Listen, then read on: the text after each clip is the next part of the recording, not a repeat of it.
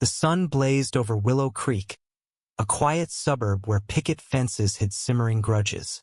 Karen Mitchell, the self-appointed queen of the Homeowners Association, strutted through the neighborhood, her clipboard a scepter of control.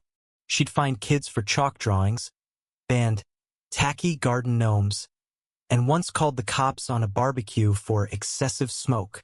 But today, her reign would ignite a fire she couldn't douse.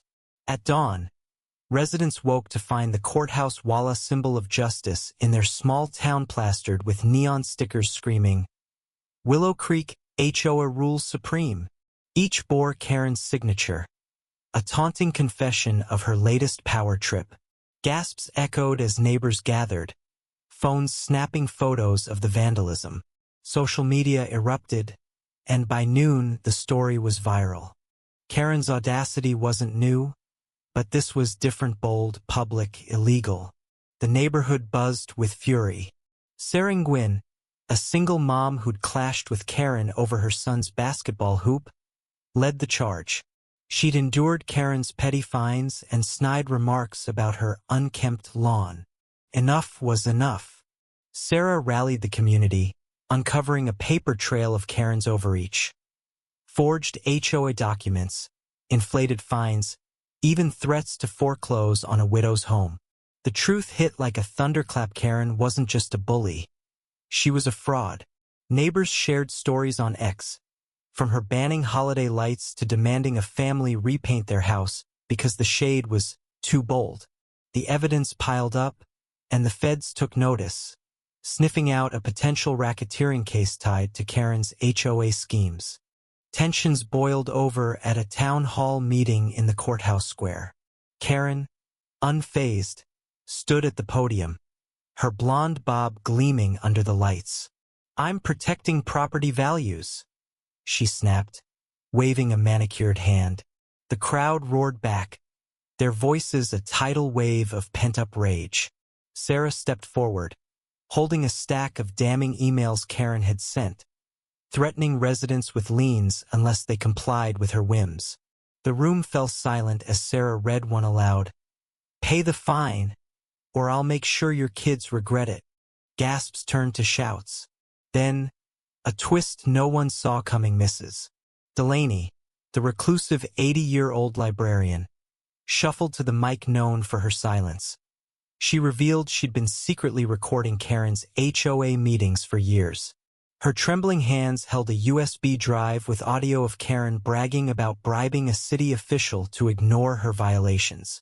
The crowd erupted, and Karen's smug facade cracked. The confrontation exploded outside the courthouse. Karen, cornered by neighbors and cameras, grabbed a megaphone, screaming about her rights as police approached. She tried to peel off the stickers, but her own signature mocked her indelible proof of her crime. Officers cuffed her as she shrieked, "This is my town!" The crowd cheered, a cathartic release of years under her thumb. The feds charged her with vandalism, fraud, and racketeering. A civil suit followed, led by Sarah and backed by dozens of residents.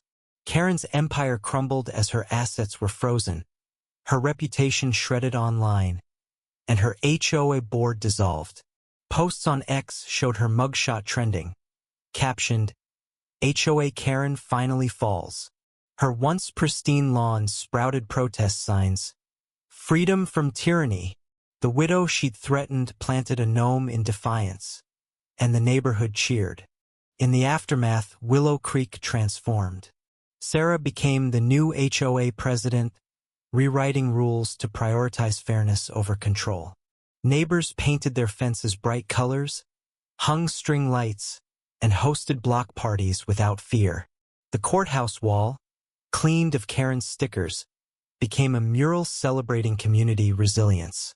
Mrs. Delaney, now a local hero, taught kids to garden, her quiet courage inspiring all. The saga reminded everyone that power, unchecked, corrupts, but unity can topple even the pettiest tyrants. Karen, awaiting trial, faded into obscurity, her name a cautionary tale. The neighborhood's scars healed, replaced by hope and defiance. Willow Creek wasn't just a place anymore. It was a testament to standing up, speaking out, and reclaiming what's right. What do you think? Did Karen get what she deserved? Or was the community too harsh? Share your thoughts.